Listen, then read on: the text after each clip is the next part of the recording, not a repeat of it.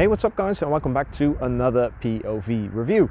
Today we're going to be checking out this 2018 Range Rover Velar, which is a 300D, I think, which is a diesel. So that's the 3-liter diesel V6. It's an SE model, HSE, with the R Dynamics package. So it looks pretty sporty, and it's actually a pretty good car to drive. So I want to show you guys around the car, take it for a spin, and share my thoughts. So let's go ahead and get started with the power operated rear trunk, which reveals quite a nice amount of rear trunk space. Now underneath this is not a spare, just a repair kit, I suppose. This is all electric, which works pretty well. Now this is running on the 21-inch diamond cut, 22-inch diamond cut wheels, if I'm not mistaken. And I think it really suits the car quite nicely. This being an R Dynamic model, you get some black accents on the trim, black Range Rover logo. And what I love about the Velar is these flush handles, which if I close the car real quick, which I have the key over here, they disappear, which I think looks really cool. I think this is one of the more prettier Range Rovers. This sits somewhere between the Evoque and the Range Rover Sport, which is quite interesting because Range Rover does have, of course, they pretty much only make SUVs. So it's interesting that they can still manage to put another car in their lineup. Now this car is equipped with a lovely white leather interior, which I think looks amazing. It's nice all perforated leather. And I love this carbon weave, I suppose, carbon copper weave. I think it looks really good. So let's jump in the back and show you what a leg space is like. So if I close the door, and I'm sitting currently behind my own driving position, which is 1 meters and 83 centimeters, and I think I still have plenty of leg room. There's also a button on the side here where you can even recline the rear part of the seat even more, which does feel quite luxurious. And it has a very large panoramic roof, which it turns on as soon as it opens as soon as I start the car, and I just think it looks amazing. Now you also have these blue accent lighting, which you can set up through the display, and in the rear it's not a bad place to be, I think. So let's jump to the front.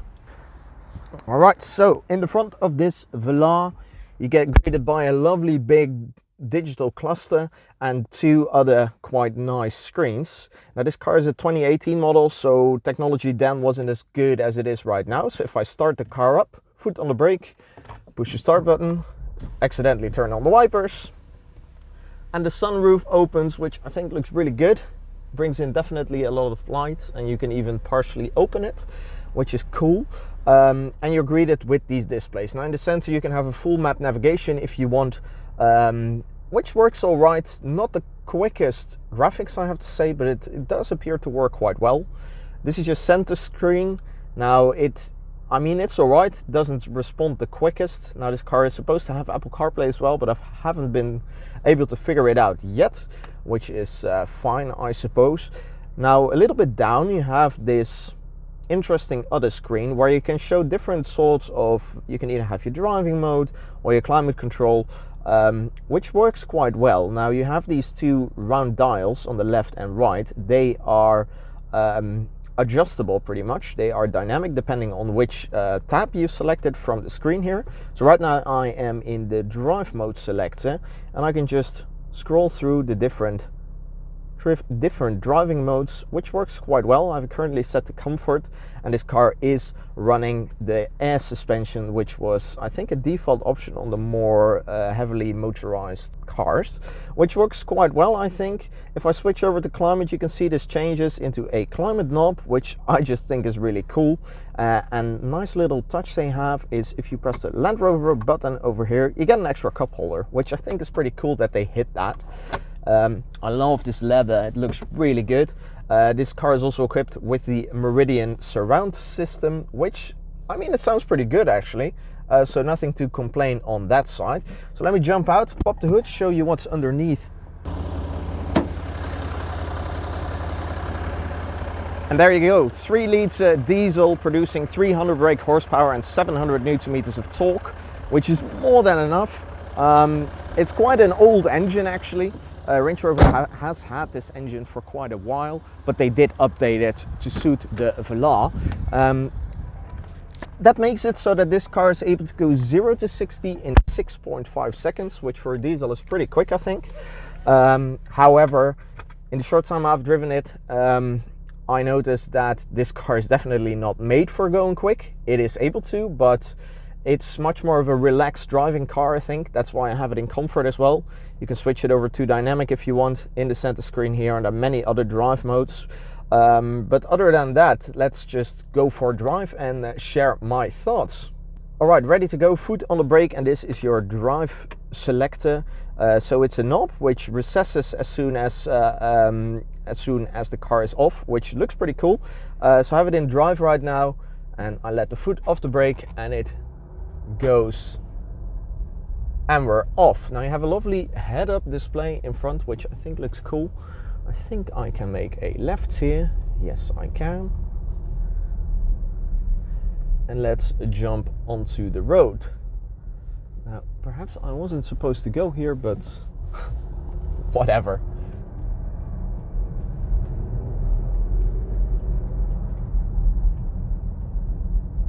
Now, I quite like the heads-up display. I'm always a pretty big fan of heads-up displays. This one is pretty bright, which I think works quite well.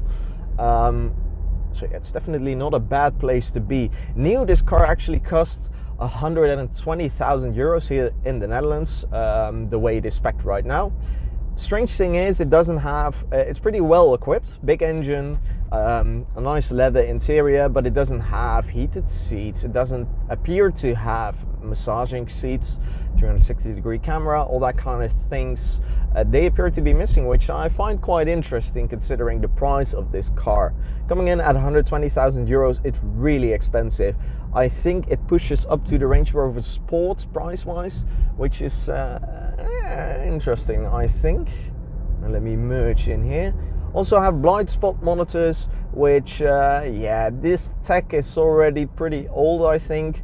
And you notice that it's a bit slow, but you shouldn't compare it to cars built in 2021 or 2022 because technology has come quite far in the last little while.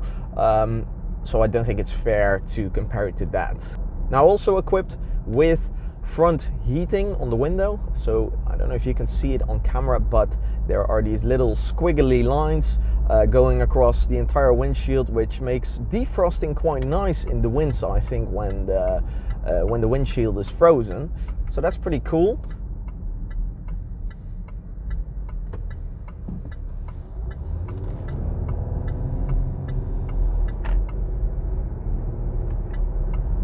Alright, you know what? Let's switch over to Sport on the gearbox and also Dynamic on the display over here. Now we're all ready to go in full sports mode, which I'm not sure if this car is that good at that, but hey, it's alright. This thing weighs in at 1900 kilograms, a little bit more, so it's pretty heavy, but probably not as heavy as compared to the other Range Rovers. So he gets up to speed quite nicely. Considering it has 700 Newton meters of torque, you definitely feel it. It feels quite nice, but throwing this into a corner, you still notice that it's a heavy car, and it's not meant for that. The air suspension does work really well when it comes to comfortable driving, but you do notice when you, I don't know, go over a bump or something, that there's a lot more weight that it needs to carry. Which takes some getting used to. I could understand that someone wants to daily commute this car because it's quite nice. Now this car also has cruise control, of course, but lane assist. And the cool thing is you have these little, I don't know, side things over here. Let's give her some more power. See, she gets up to speed really nicely. Little jump here. But it's certainly not a very dynamic car, I think. Now these little, I don't know, button parts on the steering wheel, they were quite interesting because, as you can see right now, I have volume and next and previous track. As soon as I click menu, this changes into just a regular toggle. So buttons, left, right, up, down, whatever. So it's cool how they changed that. Also, when I turn on lane assist, the button goes orange. I think it's pretty cool. They definitely made it feel quite luxurious. Just the entire experience you're having with this is everything is top notch. Build quality is really nice, like the leather, the look and feel of it. Everything just feels high quality, which makes sense because Range Rover is one of those brands that are quite well known for their luxurious driving experience, I guess.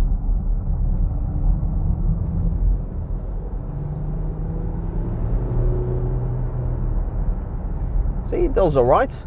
Not too bad. Let's bring her down to a more sensible speed, set her back into comfort, and now we're just in the relaxing mode, which I wouldn't mind taking this car to maybe, I don't know, the south of France or to the Alps to go skiing, whatever.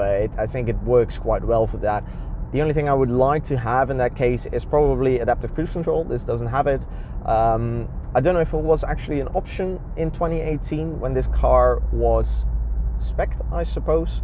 But hey, sometimes you gotta do with what you get. This definitely wouldn't be a punishment to drive. Now, this car is a second-hand car. It's done about 60,000 kilometers now. I think a little bit more, 61,000 kilometers, and it is for sale. It's I think about 80,000 euros right now. So in about, let's say, 4 years, this car has dropped about 40,000 euros in worth, in value, which I'm not sure if it's I'm not sure if that is a good investment, but I'm personally not a big fan of buying cars brand new, especially these luxury cars, because they depreciate quite quickly. But I'm sure the previous owner had quite a nice experience with this. So if my math is not wrong, I think he did about 20,000 kilometers a year, which is not too much for a diesel. I think this thing can handle a lot more, but maybe some people just quite like the diesel experience, which I quite understand. It's probably not the smoothest if you compare it to maybe a V6 gasoline, but it is a hell of a lot more smooth than the 2 litres petrol, which I've also driven in the past, not on the channel, but the downside with that is I found the engine to be quite, I don't know, a little too, not aggressive, but it was very direct, and it didn't quite match what I would expect with a car like this. You would expect a more smooth ride, which is, I guess, interesting that those small engines also made it into the Velar. Now, this car is running an 8-speed transmission. It's probably a torque converter, and it does all right.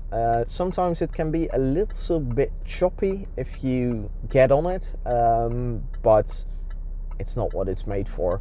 And I love this. I love the look of this leather steering wheel. I just don't like the feel of it, especially this silver border which goes across.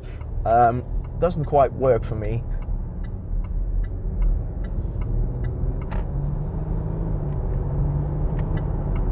Taking her onto the highway, and we get the chance to see what the wind noise is like. And it appears to be pretty well isolated. It's actually, the wind is blowing quite loud today, so it's quite a windy day, and regardless of that, I think it does all right. So we set cruise control, we turn on lane keep assist, and we're all set to go. Now, this Meridian sound system, it sounds pretty good, I think.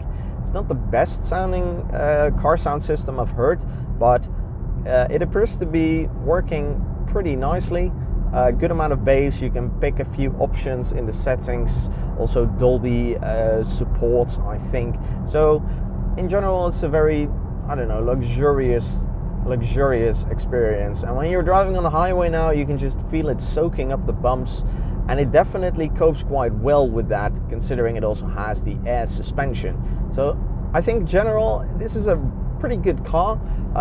Probably not something that I would spend my money on, but out of all the cars in the Range Rover lineup, I think this is one of the most beautiful ones. I just love the feel, the look of the car.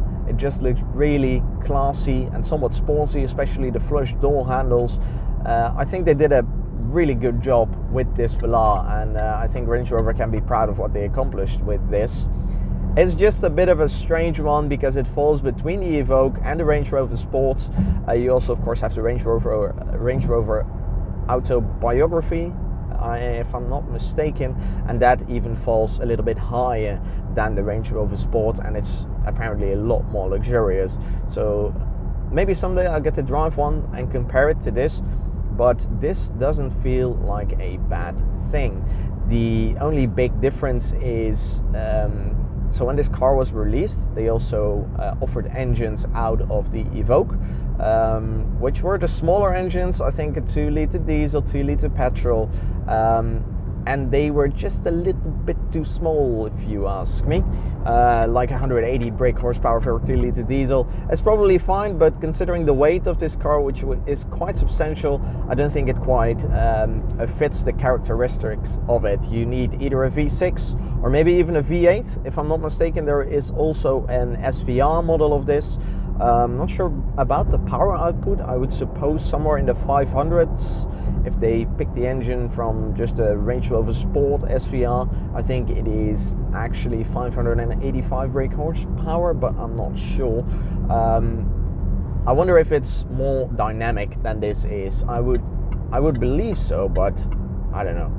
I never driven that one.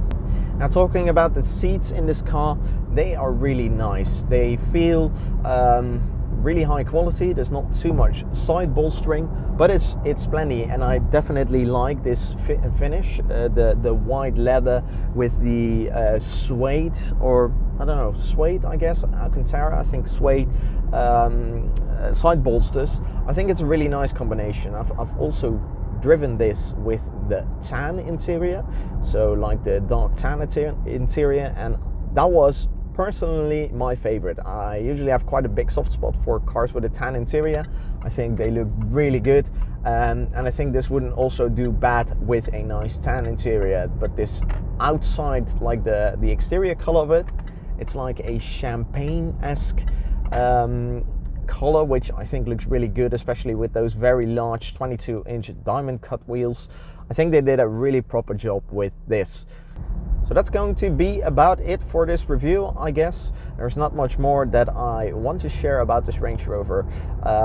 So to give my final verdict, very nice car. Definitely a luxurious experience, even one step above the Evoque, and it just feels really nice. So if you're a young person who wants to drive a Range Rover but thinks a Range Rover Sport is a bit too, I don't know, old-fashioned, I guess, since it's still about the same body style, definitely have a look at this, but please be sure to get it with a proper engine, so either a V6 or a V8. It's definitely my recommendation. So guys, thank you very much for watching. Please be sure to leave a like if you enjoyed the video, subscribe if you're not yet, because there's going to be plenty of more cars to come in the future. And I want to wish you guys all a great day, and we'll see you in the next video.